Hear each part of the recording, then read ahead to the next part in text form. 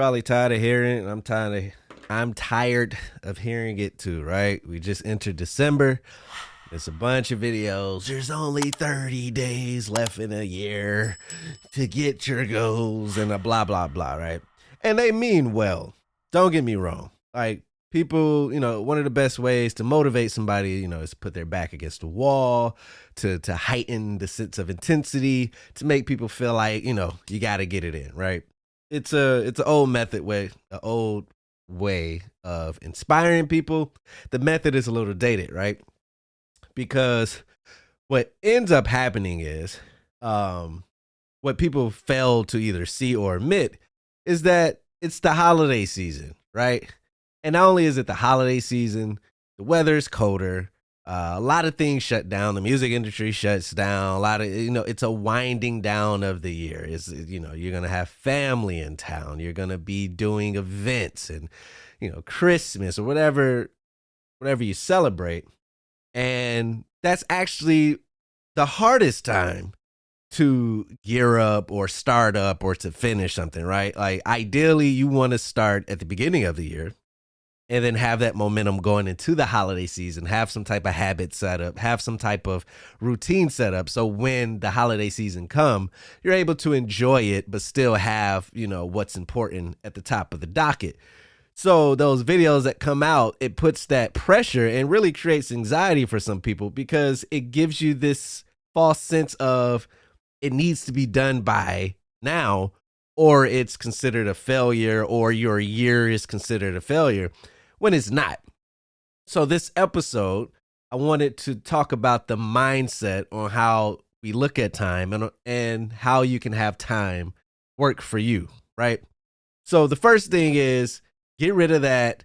I only got 28 days left to do this, right? Get rid of that one. That one's stupid. That one's done, because you're going to wake up on January 1st. You're going to be that same person. You're going to be in the same situation, and you're just going to have to still keep working, right? And if anything, anytime, how can I say this? Anytime before you start is always going to be momentum, right? So let's say you want to start in January, because that's what we all do. New Year's resolution, start fresh, top of the year. I'm just going to chill this. How many people have said that already, right? I used to be guilty of this. You know what I'm saying? It's the end of the year. I'm just going to let the year, wrap up, enjoy the family. And then, top of the year, we're going to start grinding. We're going to get into it. We've all said that, right? Some people are still saying it. Instead, you can still shoot to start at the top of the year or do whatever you're going to do. But why not use this month to start building the foundation so that you can actually start at a more steady pace at the beginning of the year, right? If you want to start your YouTube channel, why not use this month to research a name, some type of branding, logo, colors, create the channel, start researching on how to run it, get that information, right? Start understanding what it is for YouTube, figuring out a schedule that works for you, figuring out what you want to do, all that. So then when the top of the year starts, that's done. You can actually hit the ground running, right? You want to work out. Let's say we all do that, right? We're going to start at the top of the year, work out. Don't use this month to be like, what I'm saying, I'm just going to chill, eat what I want. That way when I start, I have it all out my system. How many of us have said that, right? I'm going to get these cheat days out the way. I'm going to eat this food and all this junk. So when I start, it don't matter. You're going to eat it when you're going to eat it. Like, you're not just going to flip a switch. And that's not an indictment on you. Like, you can't just change habits because the calendar year changed or because you think you're going to flip a switch. And that's where we get discouraged, because we think we can flip a switch, and when the switch don't flip, we look in the mirror and think we're failures and we're weak because we can't be consistent. It's like, no, it's a process to end one habit and build another habit. But with the gym, why not start researching a workout routine? See what people do, a Monday through Friday routine. Find those exercises. Google how to do them so you're not in the gym feeling awkward trying to do a new move or exercise. Practice them at home. Do all of that. You want to get clothes, go shopping, what color scheme, whatever is important to you about the gym, bags, all that stuff. Do that now. So then when January comes, you can actually just go to the gym, and all that anxiety of what am I doing? Am I doing it right? How does this fit? What does this wear? Do I drink a shake? All that's done. You've done the work. So that's what I'm saying. One, stop looking at the end of the year like something you shut down. It's continuing. Lord willing, you're going to be here next month, January, and the next month, February, and you're going to be here. So look at it as an opportunity to start, not an opportunity to stop, right? I think that's one way to shift the mindset on looking at time and how to use time for you. Kanye West was brought back to Twitter. He was allowed back. And then he said a bunch of wild stuff, and by the end of the day, he was banned. I don't like speaking on this Kanye situation, and I understand why everybody do, right? The couple of videos I've made talking about Kanye West, they go big, and in the content world, you're taught something hits, you try to make that 5-6 different ways, right? But I never want to speak on Kanye's situation unless it's something that I can take from it and like use, like all the stuff that he says. There's so many conspiracy theories out. There's all this other stuff, which, I've said before, I'm never just shunning away conspiracy, like any form of thought. I listen to all forms of thoughts, and then you categorize them. Okay, that's a little extreme. That's a little whatever. It's somewhere in the middle. That makes sense. That way you just open. That way you're not isolating yourself from free thinking, right? I think he went on the Alex Jones show, which Alex Jones has a reputation for the conspiracy theories or the truth, however you look at it. But at this point, it's like, what are we? I'm not even gonna say we. How does this end, right? Because I saw another thing too where with all these rappers passing away, every time it happens, we got to stop glorifying drugs. We got to stop glorifying this and that. And this is right. Everybody say the right things, but then you see subtle things that show that people still have that mindset. Case in point, rapper Benzino. Many of you may know him just from beefing with Eminem, but he's a legendary, iconic hip hop rapper, I believe. He posted something about Lil Baby, another rapper, a younger rapper. And he was saying like he's like the Tupac of this generation, which people gotta stop doing that, man. Like only, I'm not gonna say only. I don't want to be that person. I don't want to say it because I don't know how the other cultures go. But it's like our greats should be untouched, right? Like you don't see a guitarist get in and all of a sudden he's just like Jimi Hendrix. He's just like that band is just like AC/DC. They remind me of the Beatles. Like it just don't happen. But here, rapper come in and it's Biggie, he's Pac. It's like, no, man, he's X, he's DMX. So he was already off with that. But he goes and he's with the shits too, and he talks that street stuff, and I love it, right? And I was like, that's the subtle thing right there, right? Because that's what happens in this rap culture is the closer people feel you are to the streets, and the more real and with the shits they feel you are, the more credibility you seem to have. And that is the seeds that is planted to create a culture that feasts on each other, that kills each other. Because guess what? If a legendary rapper is respecting Lil Baby because he's with the shit, he said other things, great rapper and all that, but just saying that, then someone in their head is going to go, okay, well, if I'm rapping about F these rappers and I'm snatching chains, and I need to go do it.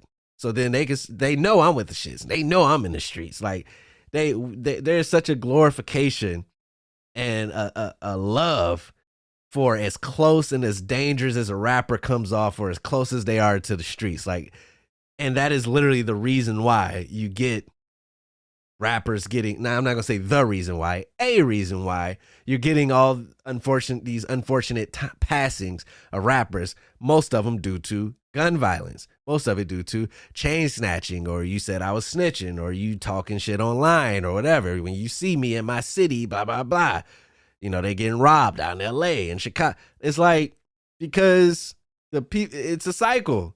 Y'all don't put Kendrick and Coles and Lupe's and Big Sean's, like they're big, but y'all don't talk about them in that same respect that you do that a guy went to jail, like Bobby Shmurda. Bobby Shmurda is no matter what interview he does, they're going to bring up the fact that, you a solid one. You know what I'm saying? Like, you took one, you didn't have to, you did them years for your team, and everybody's like, that's real. That's how you do it. That's how you supposed to. Like, it's almost like, congratulate. Like, that's a real street dude. You took them years.